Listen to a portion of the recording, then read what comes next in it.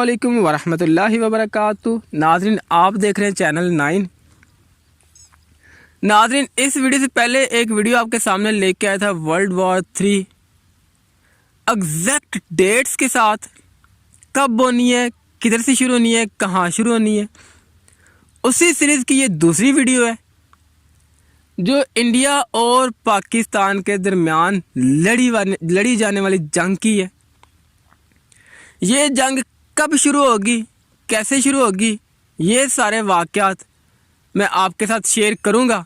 और मैं यहाँ पे आपको ये बताता चलूँ कि ये जो सारा कंटेंट है ये एक प्रेडिक्शन से उठाया गया है और कहने वाले के मुताबिक ये सारी सूरत हाल जो है वो अपनी आंखों से देख चुका है और अपनी आंखों से देखने के बाद बता रहा है।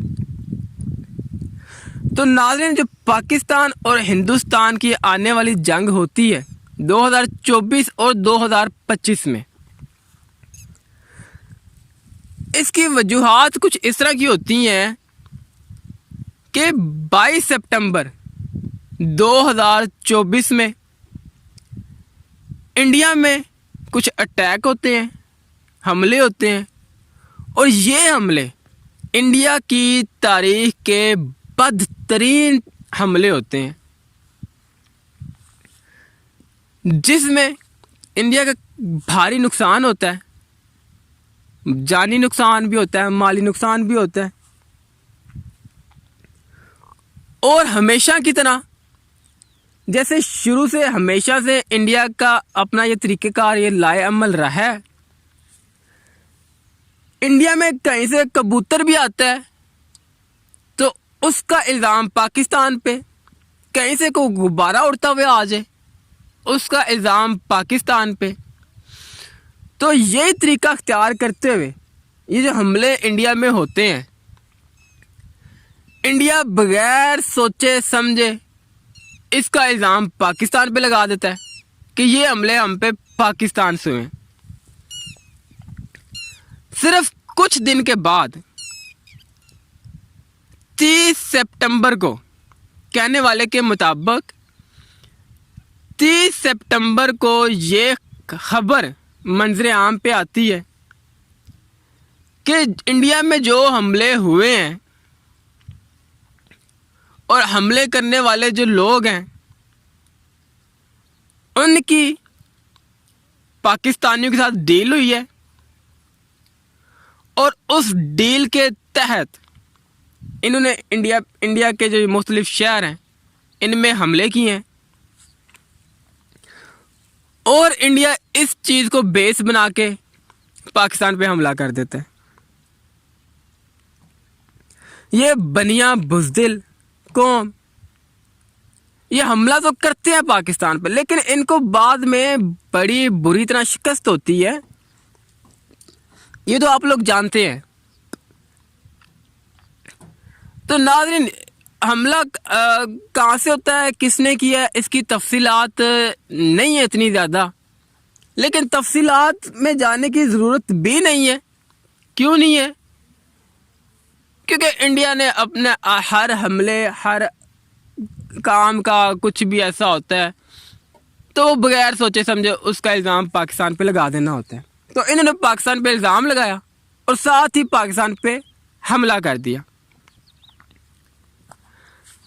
तो नाज़रीन, जब अब हिंदुस्तान पाकिस्तान पे हमला करता है तो इंडिया और पाकिस्तान की जंग होती है और ये कोई नॉर्मल आम सी जंग नहीं होती, ये अच्छी खासी जंग लड़ी जाती है। दोनों तरफ से अच्छे खासे हमले होते हैं, अच्छा खासा ईंधन, काफ़ी सारी फौज और हथियारों को इस्तेमाल किया जाता है इसमें। तो नाज़रीन, जब ये जंग अपने अरूज को पहुंचती है तो 23 अक्टूबर को इन हमलों के एक महीने बाद 23 अक्टूबर को चाइना इस जंग का हिस्सा बन जाता है। और ये बात बताने की ज़रूरत नहीं है कि चाइना किसके साथ होकर किसके ख़िलाफ़ लड़ता है। चाइना पाकिस्तान का साथ देते हुए इंडिया पे हमला करता है अपनी तरफ से, और उसमें चाइना का अपना मफाद होता है। चाइना को अपने इलाके वापस चाहिए होते हैं जिन पे चाइना का दावा है। तो नाज़रीन, ये जंग आखिरकार 2025 के शुरू में 14 जनवरी को ये जंग ख़त्म होती है एक सेटलमेंट के ज़रिए, और उस सेटलमेंट में इंडिया को अपने काफ़ी सारे इलाके जो हैं वो पाकिस्तान के हवाले करने पड़ते हैं, और साथ कुछ इलाका जो है वो चाइना के हवाले करना पड़ता है। और इस तरह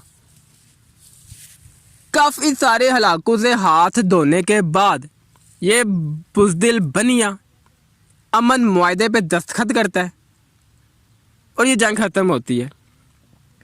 नाज़रीन, इसमें ये चीज़ क्लियर नहीं बताई गई कि वो कौन से इलाके होते हैं जो पाकिस्तान में आएंगे और कौन से इलाके हैं जो वो कश्मीर में जाएंगे। लेकिन अगर हम लोग आज की सूरत हाल पे गौर करें तो जो हम इलाके हमें नज़र आते हैं वो कश्मीर का मुतनाज़ा इलाका है जिस पे पाकिस्तान का दावा है, और दूसरी तरफ लद्दाख का इलाका है जो चीन के दावे में है। तो नाज़रीन, ये चीन का इलाका, लद्दाख का इलाका मुमकिन है चीन के पास जाए, और जो पाकिस्तान के पास है वो श्रीनगर और जम्मू वगैरह के इलाके जो पाकिस्तान में आते हैं। लेकिन अब सूरत हाल क्या बनती है इसमें, अगर हम लोग सोचें तो इसमें सूरत हाल क्या बनती है, आखिर इंडिया को सेटलमेंट क्यों करनी पड़ती है। तो नाज़रीन देखें, जब चाइना अपनी तरफ से अटैक करता है तो मुमकिन है कि वो लद्दाख के एरिया को अपने कब्ज़े में करेगा। लद्दाख एरिया अपने कंट्रोल में करने के बाद जो इंडिया का जो रास्ता है कारगिल में जा रहा है, कारगिल की तरफ जो फ़ौजें जाती हैं, बाकी सारा एमुनेशन वगैरह हो गया, सारा सामान है आर्मी का, वो कट ऑफ हो जाता है। मुमकिन है वो 1988 वाली सूरत हाल यहाँ पे भी बने कि इंडिया के जो फ़ौजी हैं वो कारगिल में महसूर होकर रह जाए, और उसकी सूरत हाल में इंडिया को पीस मुआहदा जो है वो करना पड़े। और दूसरी सूरत हाल नाज़रीन ये भी हो सकती है कि अगर यहाँ से लाहौर और सियालकोट, आप लोगों को पता है सियालकोट का बॉर्डर जो है वो इंटरनेशनली माना जाता है, लेकिन हमेशा जो झड़पें होती हैं तो उसमें जो सियालकोट का एरिया है वो हमेशा मुतनाज़ा बना है। यहाँ पे काफ़ी सारी शेलिंग होती है और लड़ाई वगैरह भी। तो मुमकिन है कि सियालकोट के आगे लाहौर तक ये जंग जाए, और फिर जो इस्लाम की फ़ौजें हैं, पाकिस्तान की फ़ौजें हैं, वो अमृतसर क्रॉस करते हुए दिल्ली तक पहुंचेंगी। और दिल्ली जो है वो उनका एक बड़ा शहर है, एक उनका बिजनेस हब है, कैपिटल सिटी है उनका इंडिया का।